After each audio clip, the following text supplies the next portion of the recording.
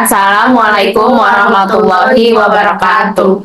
Kami dari kelompok 7 ingin mempresentasikan tentang instrumen pasar modal dan jenis-jenisnya dengan saya Amelia Putri Haryani dengan NIM 64230228. Lalu di sebelah saya Sita Poja dengan NIM 64230229 dan di sebelah saya Grifina Fauzia dengan NIM 64230765. Pertama-tama di sini saya akan menjelaskan apa itu instrumen pasar modal. Instrumen pasar modal adalah surat berharga yang diterbitkan oleh perusahaan atau pemerintah dan diperdagangkan di bursa efek. Instrumen ini berfungsi untuk mengumpulkan dana dari masyarakat untuk berbagai keperluan, seperti pengembangan usaha atau proyek pemerintah.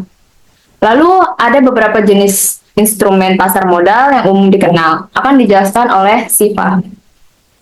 yang pertama itu saham merupakan bukti kepemilikan atas suatu perusahaan. Pemegang saham berhak atas dividen dan memiliki suara dalam rapat umum pemegang saham. Yang kedua ada obligasi, yaitu surat utang yang diterbitkan oleh perusahaan atau pemerintah untuk mendapatkan dana. Pemegang obligasi akan menerima bunga secara berkala dalam pengembalian pokok pada saat jatuh tempo. Yang ketiga ada reksadana, instrumen yang mengumpulkan dana dari banyak investor untuk diinvestasikan dalam portofolio efek yang dikelola oleh manajer investasi.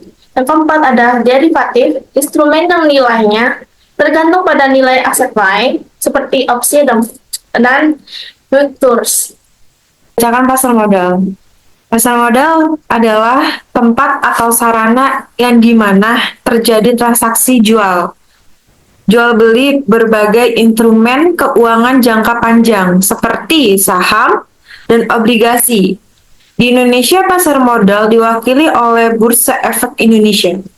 Fungsi dari pasar modal ini sebagai platform yang menghubungkan perusahaan atau pemerintah yang membutuhkan dana dengan investor yang ingin berinvestasi. Ini menciptakan kesepakatan bagi investor untuk memperoleh imbal hasil dari investasi mereka. Ada struktur pasar modal. Struktur pasar modal ini mencakup berbagai elemen yang saling berinteraksi untuk memfasilitasi perdagangan instrumen keuangan jangka panjang seperti saham dan obligasi. Di Indonesia, struktur pasar modal diatur oleh undang-undang.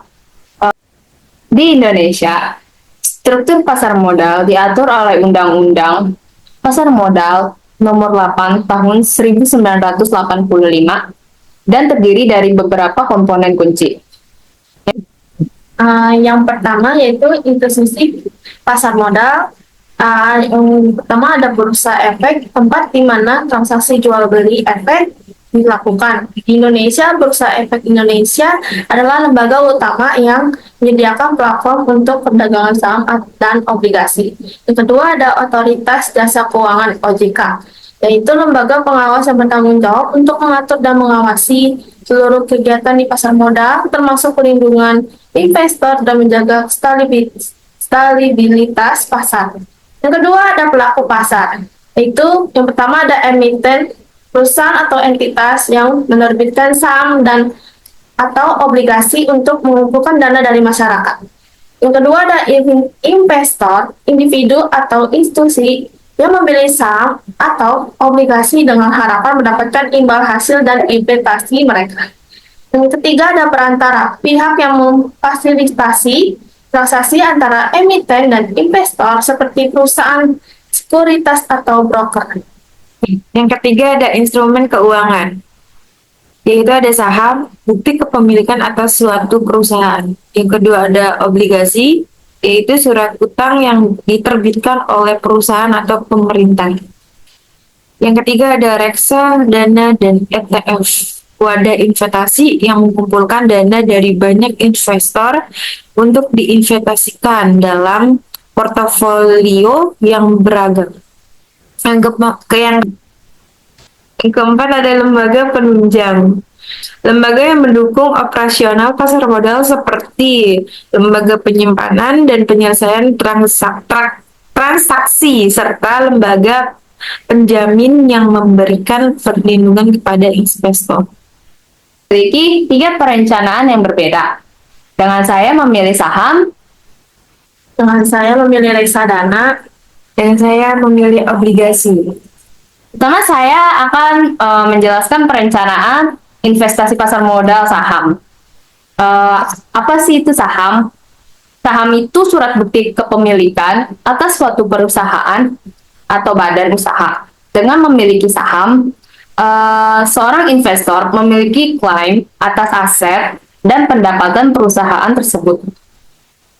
Saham juga dapat diartikan sebagai tanda penyertaan modal seseorang dalam suatu perusahaan yang memberikan hak kepada pemegangnya untuk mendapatkan dividen dan berpartisipasi dalam keputusan perusahaan melalui hak suara dalam rapat umum pemegang saham.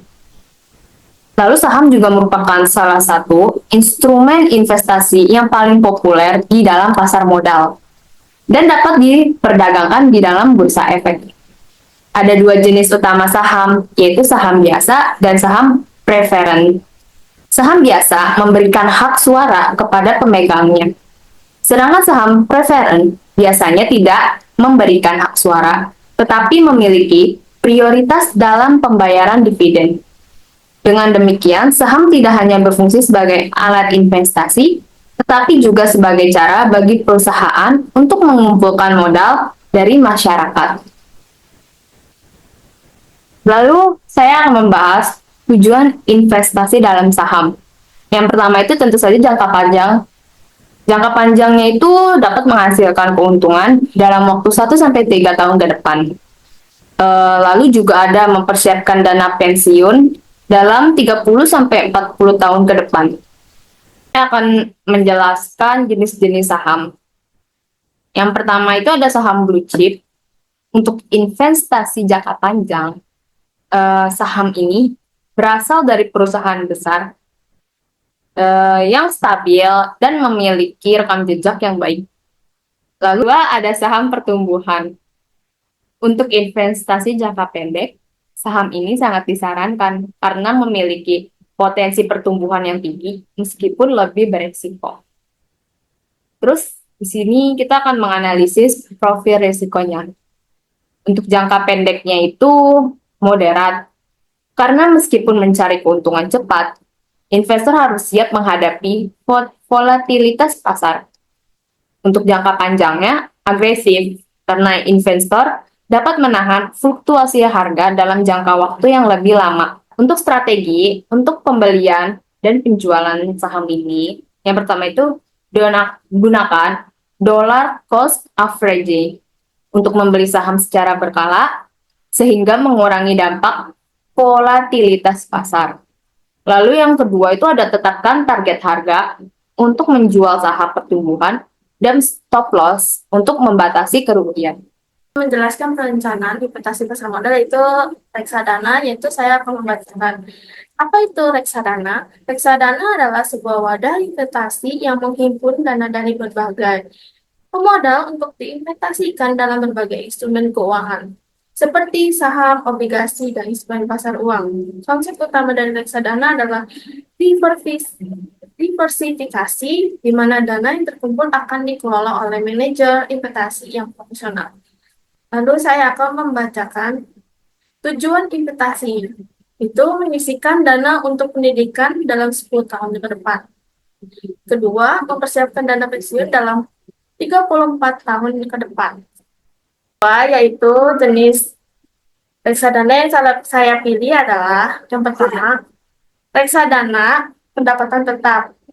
Untuk tujuan pendidikan, karena ini memerlukan stabilitas dan pendapatan tetap dalam jangka menengah. Yang kedua ada reksadana saham. Untuk tujuan pensiun, karena investasi jangka panjang di saham dapat memberikan potensi pertumbuhan yang lebih tinggi meskipun dengan risiko yang lebih besar. Terus menganalisis profil resiko, yaitu pendidikan moderat karena memerlukan kepastian dalam pengembalian investasi. Kedua, dana pensiun agresif karena memiliki waktu lebih lama untuk memulihkan kompensasi kerugian. Terus yang terakhir ada strategi diversifikasi, yaitu untuk reksadana pendapatan tetap alokasikan 60% dari total investasi. Dan kedua, untuk reksadana saham alokasikan 40% dari total investasi. Saya memilih perencanaan investasi pasar modal yaitu obligasi. Obligasi adalah surat utang jangka menengah panjang yang berisi janji dari pihak penerbit untuk membayar bunga dan melunasi pokok utang kepada pembeli obligasi. Obligasi dapat diterbitkan oleh perusahaan, institusi, pemerintah, dan institusi keuangan. Obligasi merupakan instruksi investasi yang menawarkan pengembalian tetap dengan resiko yang relatif rendah. Namun, investor perlu memahami resiko gagal bayar, yaitu saat perusahaan atau lembaga penerbit obligasi tidak mampu melakukan pembayaran kupon bunga. Lalu tujuan investasi obligasi yaitu ada jangka menengah, yaitu mengumpulkan dana untuk membeli rumah dalam 5 tahun ke depan. Yang kedua ada jangka panjang, mempersiapkan dana pensiun dalam 35 tahun ke depan. Lalu ada memahami jenis obligasi. Obligasi pemerintah untuk investasi jangka panjang karena dianggap lebih aman dan memberikan imbal hasil yang stabil. Yang kedua ada obligasi korporasi untuk investasi jangka menengah karena menawarkan imbal hasil yang lebih tinggi dibandingkan obligasi pemerintah meskipun dengan resiko yang lebih besar. Ada menganalisis profil resiko. Profil resiko jangka menengah moderat karena investor menginginkan imbal hasil yang lebih tinggi, tetapi tetap menginginkan keamanan. Yang jangka panjangnya yaitu konservatif, karena investor lebih memilih stabilitas dan mengembalikan yang dapat diprediksi. Yang terakhir ada strategi pembelian dan penjualan. Strateginya pertimbangkan untuk membeli obligasi saat suku bunga rendah. Karena harga obligasi cenderung naik saat satu bunga turun. Tetapi target imbal hasil untuk obligasi, korporasi, dan stop loss untuk membatasi kerugian jika terjadi penurunan nilai. Itu dia penjelasan kami tentang instrumen pasar modal dan juga perencanaan kami di investasi pasar modal. Sekian, terima kasih. Kurang lebihnya mohon maaf. Kami dari kelompok 7 mohon undur diri. Wassalamualaikum warahmatullahi wabarakatuh. Terima kasih.